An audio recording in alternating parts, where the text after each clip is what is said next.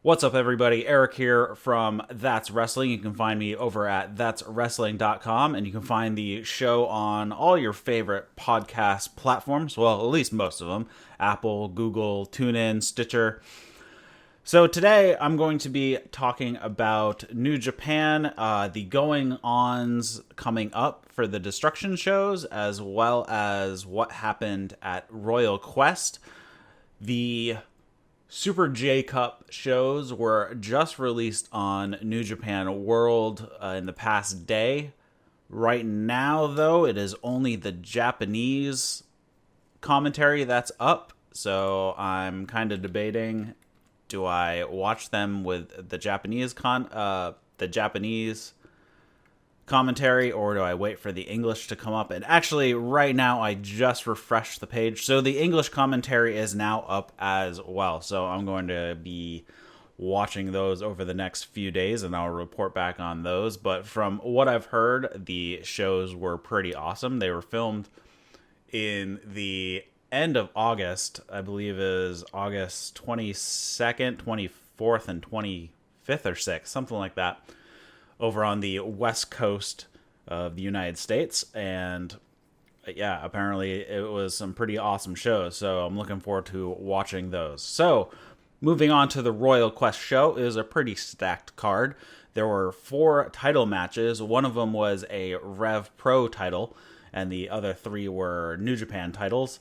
So starting off, it was Roppongi 3K versus Shota Umino, Ren Narita, and Taguchi.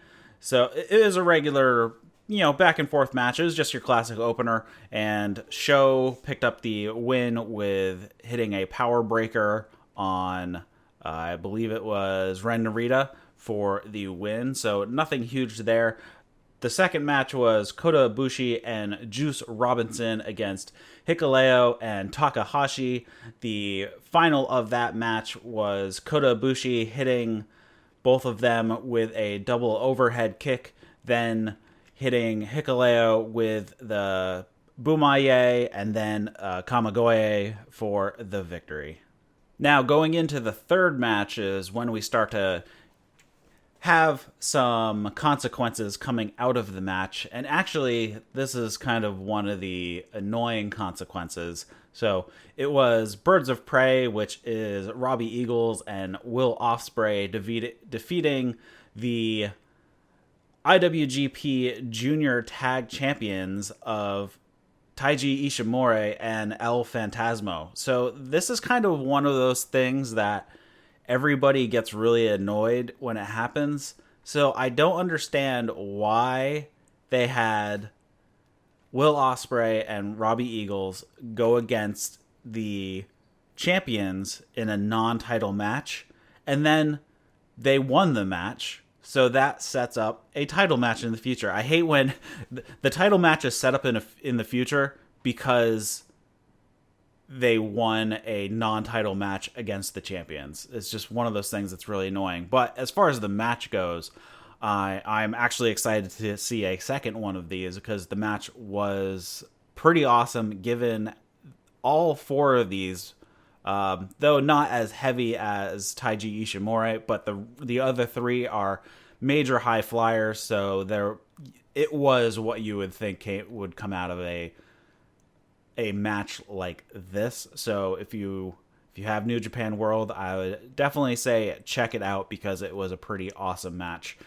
The ending was pretty crazy. It was Ospreay and Eagles getting El Phantasmo up onto the top rope and ended up hitting a double Spanish fly that they're calling Red Wing in honor of Amazing Red, and that is how they picked up the victory. So, like I said, this is set up a title match between Robbie Eagles and Will Ospreay against Taiji Ishimori and El Phantasmo, and that is happening at the Destruction show on the 16th, and that is Kagoshima.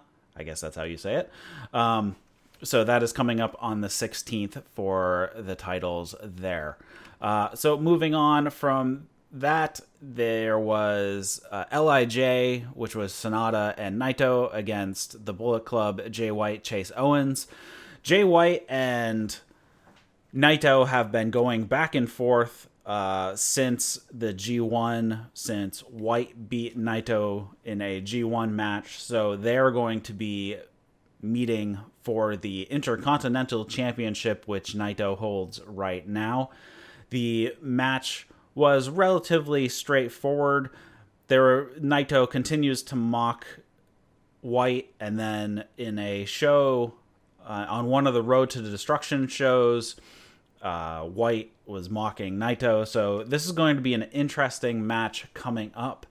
The finish for this match was Sonata and Chase Owens were going back and forth a little bit. Owens couldn't hit the package pile driver, and Sonata ends up getting the skull end for the win. After the match, White brought a chair into the ring and leveled Sonata, and then he tried to go for Naito, who avoided the chair and ended up hitting a Destino on him, and then he basically sat on Jay White for a visual pin as the crowd counted 1, 2, 3. So, like I said, at the Destruction shows, there's been a bit of back and forth between Naito and White. So that match is coming up at the Destruction show in Kobe, which is on the 22nd.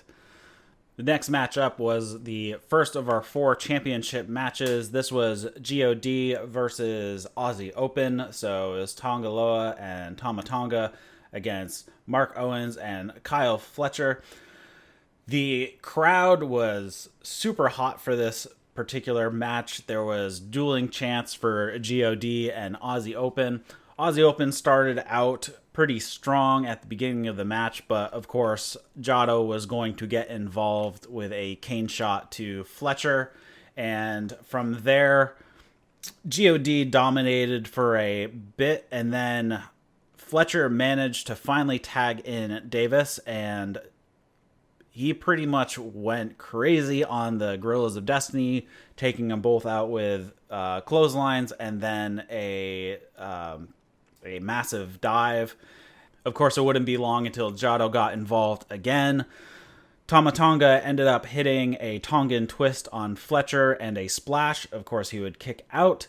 Then they tried to get him into a super power bomb, but they managed to escape that. Fletcher would then end up hitting a huge dive onto Tongaloa out onto the floor. Then their finisher would be countered. Tama Tonga hit a gun stun on Fletcher. Then Tongaloa hit apeshit on Davis.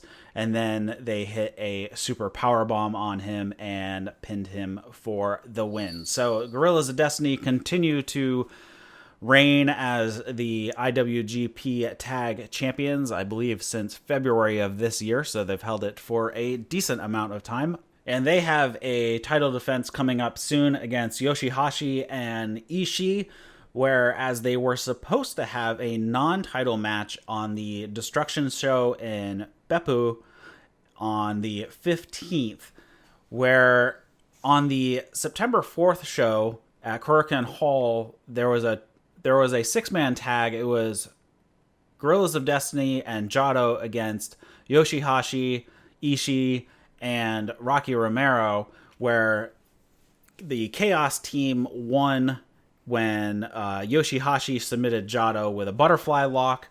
After the match, GOD was a bit pissed off, so they started attacking Yoshihashi, and they would try to hit Guerrilla Warfare, but Yoshihashi managed to get out of it. Ishii would deliver a German suplex to Tongaloa, and Yoshihashi would get in a super kick on Tama Tonga, get him up, give him a fisherman's buster, and then Ishii would hit him with the sliding lariat, and they would celebrate in the ring for a little bit, holding up the tag titles and, signaling that they want a shot at them for the championship. So that match is coming up on the 15th at the Destruction in Beppu. So that's going to be one to look forward to. The next match up is a bit controversial given what happened during the match. So this was Kenta versus Tomohiro Ishii, and this was for the Never Openweight Championship. So if you've been listening to any other shows, you've heard about what happened during this match. So we'll go through it a little bit. This was your pretty typical Ishii match. It was very hard hitting, egging each other on to slap and forearm and punch and all types of strikes. So they go back and forth quite a lot during the opening of the match. And then about halfway through the match, Ishii gives Kenta a German suplex, and it didn't look that bad. But from then on, Kenta was noticeably slower. He had lost a good amount of coordination, and it was very obvious that he had suffered, either he was knocked out shortly or for a short amount of time. Either way, it looked bad, and it looked like he had a possible concussion. Given how he was acting, I noticed he had a slight droop on one side of his face. There were a bunch of different moves that they were trying to go for, but he just did not have the coordination. So they slowed down the match, but this is one of those things, they should have stopped this match. I don't know the best way to do it. Unfortunately, this was, of course, a championship match, so what are they going to do? But given how he was acting, it was just a really poor decision to let that match continue, because it could have been very dangerous. After the match, they said that he did not have a concussion, and he actually does have a match coming up in a couple days. But just given how he was acting, the ref should have just stepped in and stopped the match. Unfortunately, yes, it was a championship match, and it was going to create problems, but the health of the wrestlers is way more important than the outcome of the match, and this is one that definitely should have been stopped. Like I said, there was a noticeable droop on one side of his face, but the thing that makes this match hard to watch was that even after that happened and he was noticeably slower, there were still plenty of strikes back and forth, slaps, forearms, and obviously the slaps you can't really take too much off of them because they are actually slapping each other across the face. So just given what I had seen, it was hard to watch this match given, how much more damage could have possibly have been done if he really did have a concussion. Like I said, I don't know. Maybe he just had a stinger in his neck, and that's kind of why he started to lose coordination. I don't know if it's brain damage or, well, not brain damage, but concussion. Well, I guess that technically is damage, but concussion or some sort of pinched nerve in his neck. But even after the match, one of the things I noticed, he tried to get up onto the ropes in the corner to pose, and he couldn't even do that. Like, he couldn't lift his leg. He couldn't make his body lift his leg high enough to step up onto the rope. So it was obvious that something was seriously wrong with him, and they should have stopped the match. Basically, they really slowed down the match, and they went back and forth. Like I said, they were doing all types of strikes to each other, egging each other on. Nearing the end of the match, the Guerrillas of Destiny come out to start to get involved. They start beating on Ishii. They throw the ref out of the ring, so he's distracted.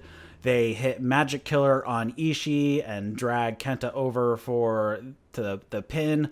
They throw the ref back into the ring, but Ishii ends up kicking out anyways.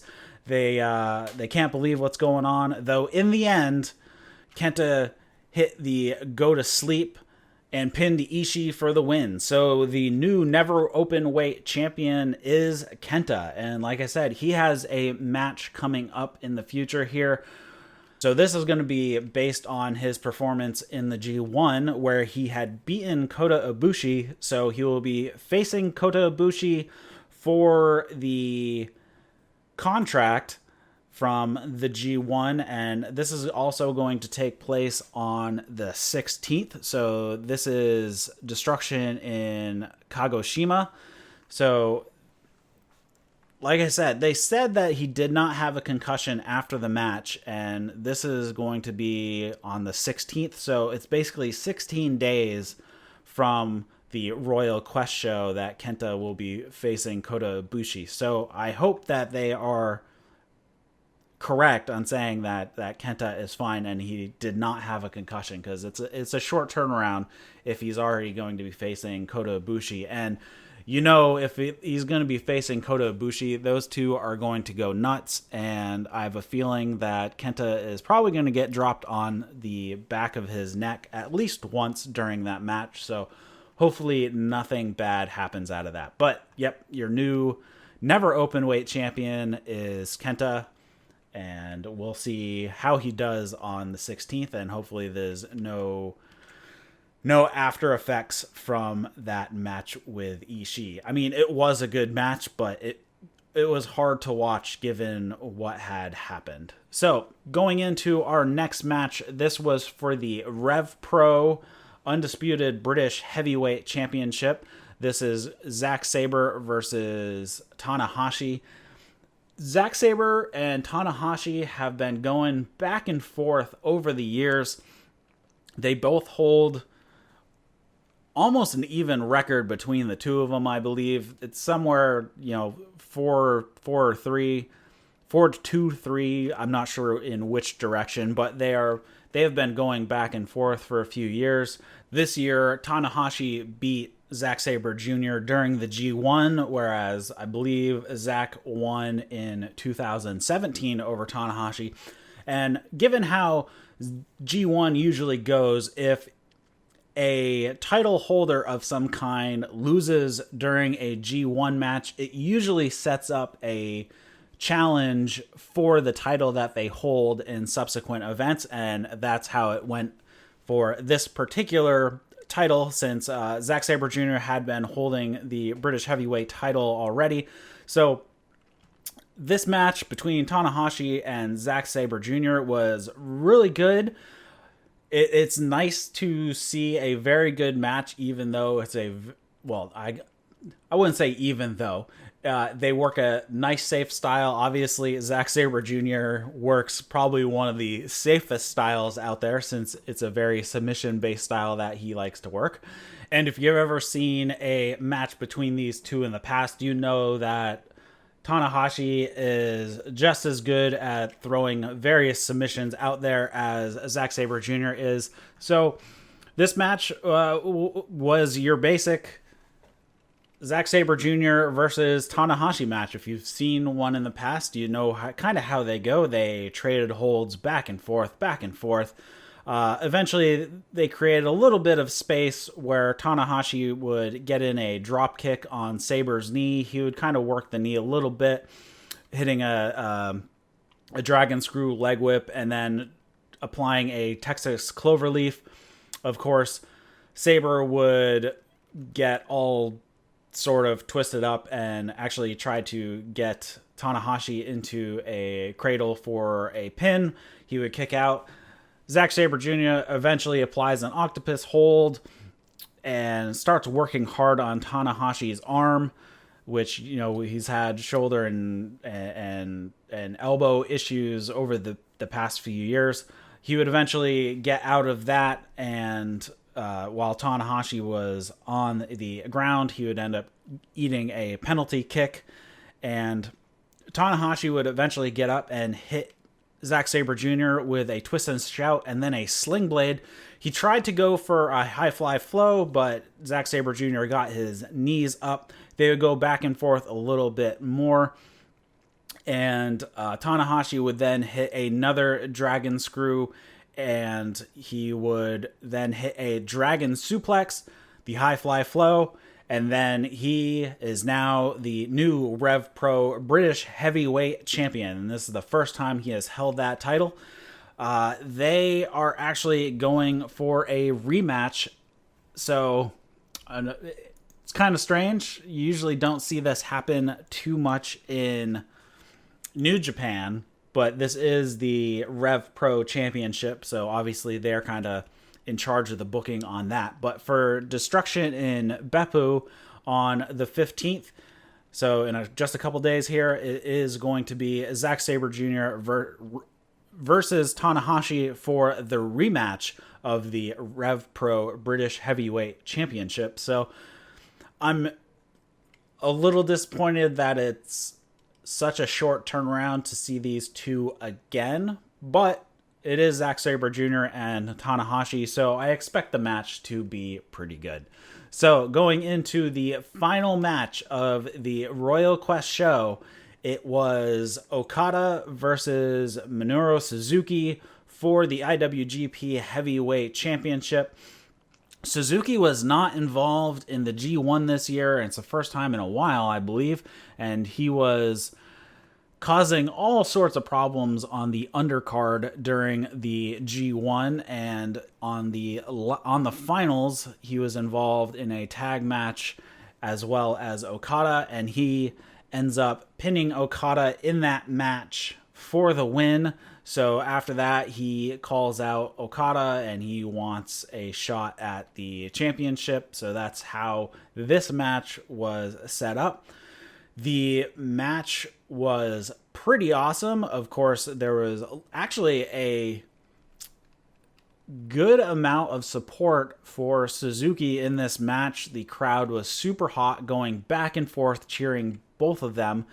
And, you know, starting off, it's kind of your normal Suzuki match right off the beginning. He, you know, wants to exchange strikes. He then storms off to the outside of the ring, picks up a chair. Of course, Red Shoes gets involved and tries to take the chair away from Suzuki and all that fun stuff. While on the outside, they would make their way over to the ramp where both of them tried to give each other pile drivers on the ramp. Neither of that happened. Eventually, Okada ended up on the ground where Suzuki gave him a huge penalty kick. While Okada is laying on the outside, Suzuki grabs a chair, goes into the ring, sets it up in the middle of the ring, and sits on it while Red Shoes starts his 10 count, or a 20 count rather.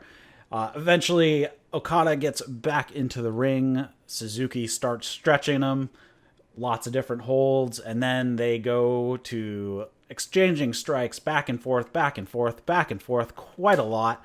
Eventually, Suzuki hits a running boot to the face while Okada is on the ground. He picks him up, starts trying to go for the Gotch pile driver, and he just can't get him up. Okada powers out, and they're both kind of slow to get back up. They continue going back and forth, back and forth. This time, Okada starts to gain some momentum here. They continue to exchange strikes and forearms and egging each other on. This goes on for a very, very long time. They just keep going back and forth, egging each other on. Hit me harder, hit me harder, hit me harder. Eventually, Okada gets knocked to the ground, and then Suzuki hits him with a massive forearm from behind. So he hits him right in the back of the head with a forearm. He tries to go for the Gotch pile driver again. He gets him up almost, and Okada barely makes it out, and he flips Suzuki onto Okada's back, and he does that kind of the upside down neck breaker. He kind of swings their head around to the side of him and gives him the neck breaker. They both lay on the ground for a little bit. They then again go back to exchanging strikes. They kind of wander over to each other while they're on their knees. They start exchanging strikes. They get up and start exchanging some more strikes. Then they kind of go into a I'm going to try to choke you out routine where Okada puts on a rear naked choke or whatever you want to call it. Suzuki does the same. And then Suzuki gets on top with that rear naked choke, holds it for quite a while. Okada then manages to power out, gets a huge clothesline on him. So he powers out and kind of hits like a half Rainmaker, I guess, if you will.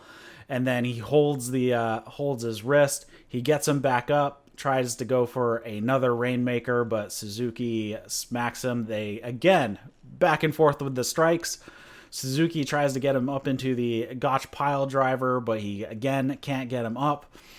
They go back and forth, back and forth. Okada hits the tombstone, pulls him up for the Rainmaker, and hits that, and then pins Suzuki for the win. So Okada remains the IWGP Heavyweight Champion.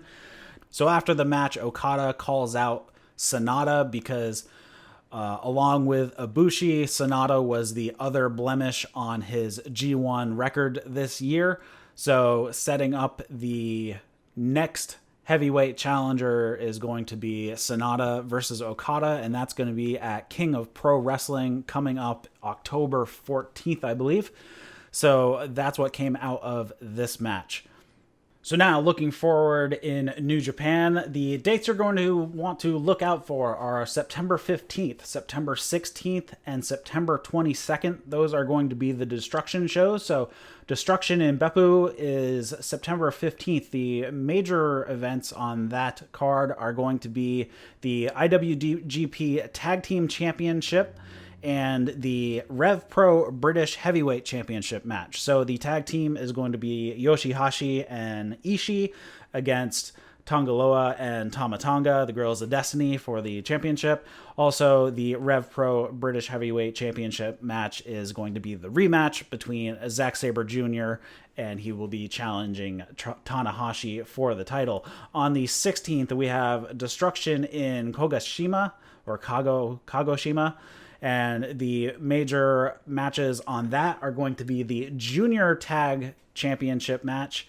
And that's going to be Robbie Eagles, Will Ospreay versus El Phantasmo and Taiji Ishimori.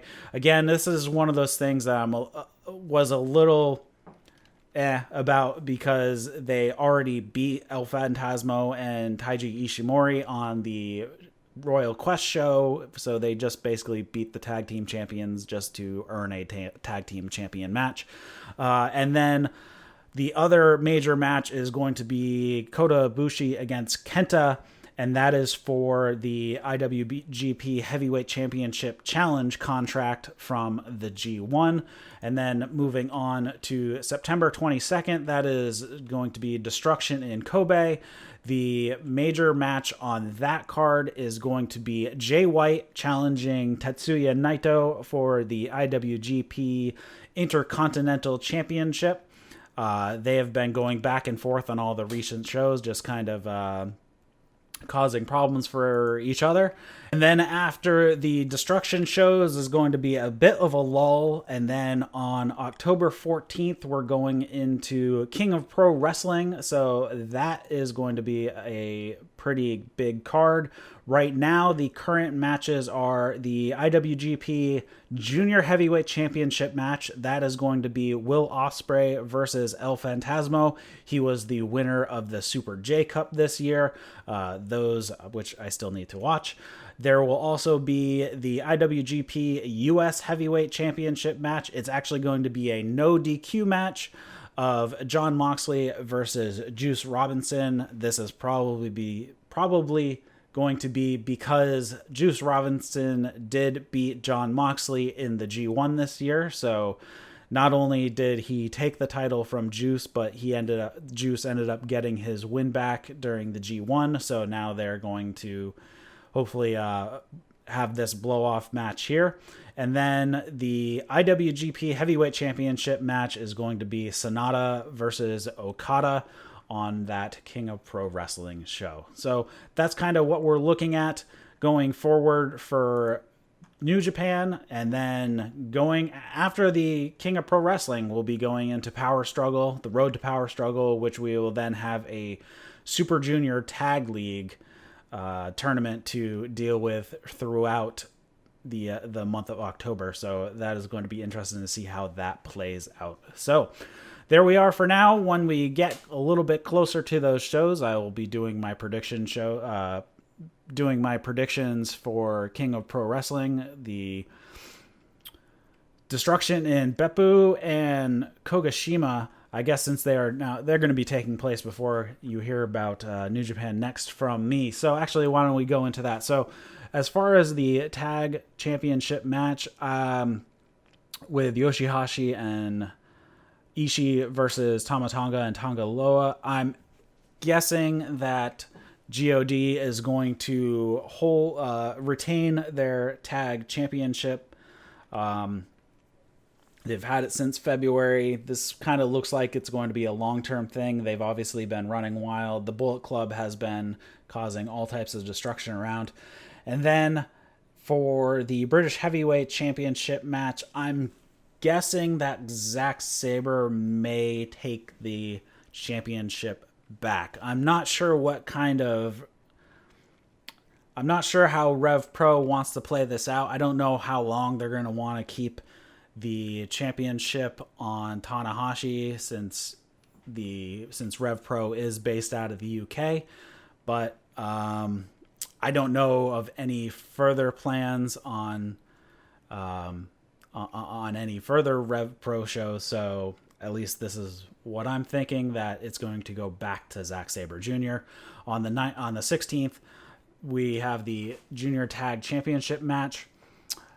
Again, I am kind of conflicted on this one. Robbie Eagles and Will Ospreay is kind of like a kind of mashed together tag team.